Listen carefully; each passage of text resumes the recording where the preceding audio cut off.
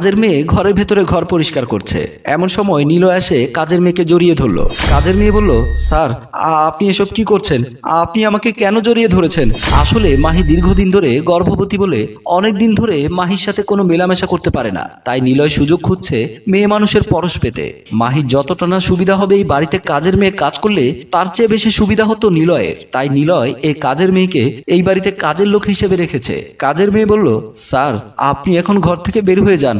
ভাবি সাহেব আপনার আর আমাকে এক ঘরে দেখে ফেললে অনেক সমস্যা হয়ে যাবে। একটু বোঝার চেষ্টা কর। আমার দুঃখটা কাউকে বলতে পারছি না, তোর কাছে আমি বলতে এসেছি। তুই আমাকে খালি হাতে ফিরিয়ে দিচ্ছিস। আমি এখন বুঝতে পেরেছি আমি আপনার পাশে দাঁড়িয়ে থাকলে আপনি কখনোই আপনার কথা বন্ধ করবেন না। এই বলে কাজের মেয়ে সেখান থেকে চলে আসলো। নিলয় তখন দাঁড়িয়ে দাঁড়িয়ে ভাবতে লাগলো, একবার যখন এই বাড়িতে তুমি চলে এসেছো আমি চেষ্টা করে দেখব। খাবার টেবিলে বসে আছে মোমেন সাহেব, তার পাশের চেয়ারে বসে আছে মাহি। মোমেন সাহেব মাহিকে বলল, আমি জানি মা এই বাড়িতে তুমি অনেক কথাই শুনে আছো। তোমার শাশুড়ি তোমাকে অনেক কথা শোনায়, তুমি কোনো প্রতিবাদ করো না। শ্বশুরের মুখে এমন কথা শুনে মাহি বলল, বাবা মা আমার উপর একটু রেগে আছে, মা তো আমাকে কিছু কথা বলবেই, তবে আমি মায়ের কথায় রাগ করি না। মোমেন সাহেব ভাবছে এত ভালো বউ পেয়ে পারুল কখনো বৌমাকে বুঝতে পারলো না। বৌমার কারো উপরে কোনো অভিযোগ নেই, সবাইকে একরকমই ভালোবাসে। এসব কথা ভাবতে ভাবতে কাজের মেয়েটি খাবার নিয়ে আসলো। কাজের মেয়ে যখন খাবার টেবিলে খাবার দিচ্ছিল মাহি বলল, তোমার ভাইজানকে খাবার দিয়েছো? কাজের মেয়েটি কোনো লজ্জা শরম না রেখে বলেই ফেললো, আমি ভাইজানের ঘরে খাবার নিয়ে যেতে পারবো না। মাহি মনে মনে ভাবছে মেয়েটি আজকে আসলো আর আজকে এই ধরনের কথা বলছে। মেয়েটির সাহস দেখে আমি অবাক হয়ে যাচ্ছি। মাহি কোনো কথাই বলেনি। মোমেন সাহেব বলল, তুই হচ্ছিস এ বাড়ির কাজের মেয়ে, তুই তো এই বাড়ির সবার খেয়াল রাখবি, কখন কার কি লাগবে। বাবা ঠিক আছে বাদ দেন, ও যখন যেতে চাচ্ছে না ওকে আর জোর করেন না। তারপর কাজের মেয়ে টেবিলে খাবার রেখে খাবার টেবিল থেকে বেরিয়ে আসলো। মাহি বসে বসে ভাবতে লাগলো হয়তো কোনো কারণ রয়েছে যে কারণে কাজের মেয়ে খাবার নিয়ে যেতে চাচ্ছে না। মমিন বলল, কি হলো, কোথায় হারালে? সামনে খাবার নিয়ে বসে থাকতে নেই। তারপর মাহি সহ তার শ্বশুর খাবার খেতে শুরু করলো। রাতের বেলা মাহি আর নিলয় বিছানার উপর বসে আছে। নিলয়কে দেখে আজ খুব রাগ মনে হচ্ছে। মাহি মনে মনে ভাবছে আমি কি কোনো ভুল করে ফেলেছি, তার জন্য নিলয় আমার সাথে এমনটা করছে।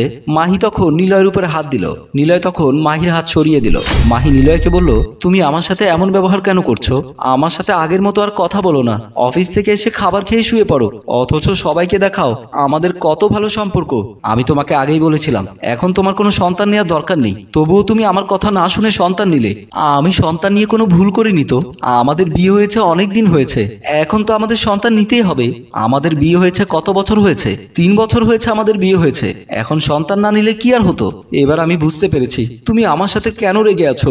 আমার এখন সন্তান পেটে দেখে তুমি আমার সাথে কোনো শারীরিক সম্পর্ক করতে পারছো না, তার জন্য তুমি আমার সাথে এমন করছো। একদম ঠিক কথা বলেছো, তোমার সাথে আমি অনেকদিন ধরে শারীরিক সম্পর্ক করতে পারিনি, এতে করে আমার অনেক খারাপ লাগছে। মাহি তখন আর কোনো কথা বলেনি, এক বুক কষ্ট নিয়ে বিছানার উপর শুয়ে পড়লো। নিলয় বসে বসে ভাবতে লাগলো এই সন্তানের জন্য আমার এত কষ্ট করতে হচ্ছে। সন্তান যদি এই দুনিয়াতে না আসতো তাহলে আমার এতটা কষ্ট করতে হতো না। নিলয় অফিসে বসে বসে ভাবতে লাগলো কাজের মেয়েকে আজকে একটা উপহার কিনে দেব। আমি একটা উপহার কিনে দিলে হয়তো কাজের মেয়ে আমার প্রতি নরম হয়ে যাবে। তারপর কাজের মেয়েকে আমি যা বলবো কাজের মেয়ে তাই করবে। অফিস শেষ করে যাওয়ার সময় উপহার কিনে নিয়ে যাব। রাত হলে মাহি বিছানার উপর শুয়ে আছে, তার মাথার পাশে বসে হাতগুলো টিপে দিচ্ছে কাজের মেয়ে। মাহি বলল, তুই এক কাজ কর, তুই গিয়ে ঘুমিয়ে পড়, এখন অনেক রাত হয়েছে, আবার তো তোর সকালে উঠতে হবে। কাজের মেয়ে বলল, ভাইজান বাড়িতে আসুক তারপর আমি ঘুমিয়ে যাব। আপনাকে একা করে রেখে আমার যেতে ইচ্ছে করছে না। একটা কথা বলতো, তুই এই বাড়িতে কেন কাজ করতে এসেছিস?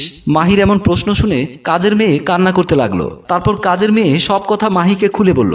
মাহি বলল, স্বামী ভালো না হলে একটা মেয়ের কত কষ্ট তা শুধু সেই মেয়েটাই বোঝে। আমি সব কথা ভুলে গিয়েছি। আমি আমার স্বামীকে নিয়ে ভালো থাকতে চেয়েছিলাম, কিন্তু আমি ভালো থাকতে পারিনি। কান্না করিস না, যা হবার হয়ে গেছে। এখন তুই শুধু তোর নিজের মতো করে জীবনটাকে সাজিয়ে নে, দেখবি একদিন তোর স্বামী তোর কাছেই ফিরে আসবে। এখন অনেক রাত হয়েছে, যা তুই গিয়ে ঘুমিয়ে পড়। তারপর কাজের মেয়ে ঘর থেকে বেরিয়ে আসলো। মাহি বিছানাতে শুয়ে রইল। কাজের মেয়ে যখন মাহির রুম থেকে বেরিয়ে আসলো ঠিক তখনই কলিং বেলের আওয়াজ শোনা গেল। তারপর কাজের মেয়ে দরজা খোলার জন্য দরজার সামনে গেল। দরজা খুলে দেখতে পেল নিলয় দাঁড়িয়ে আছে। নিলয় কাজের মেয়েকে দেখে জোর করে হাত ধরে ড্রয়িং রুমে নিয়ে আসলো। কাজের মেয়ে বলল, ভাইজান আমার সাথে আপনি এসব কি করছেন?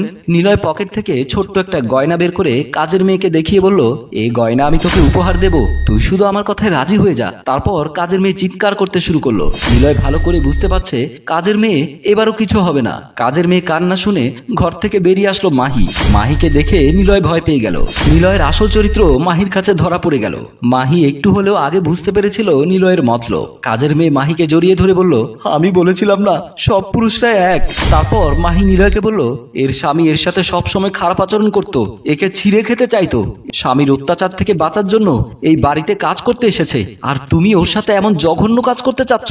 আরে ওর সাথে যখন এমন কাজ করতে যাও তখন আমার মুখটা কি একটু তোমার সামনে ভেসে ওঠেনি? তোমার মতো কিছু পুরুষদের জন্যই এখন সমস্ত পুরুষ জাতি কলঙ্ক হতে চলেছে।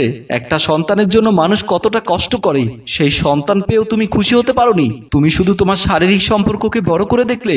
আমি হয়তো তোমাকে এখন ছেড়ে দিতে পারবো না, কিন্তু তোমাকে আমি ভালোবাসতেও পারবো না। আজ থেকে তুমি তোমার মতো থাকবে, আর আমি আমার মতো করে থাকবো।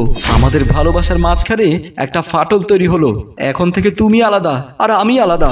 এ কথা বলে মাহি কাজের মেয়েকে নিয়ে ওখান থেকে বেরিয়ে গেল, আর নিলয় তখন লজ্জায় মাথা নিচু করে দাঁড়িয়ে গেল। সম্মানিত ভিউয়ার্স, গল্পটা আপনাদের কেমন লেগেছে?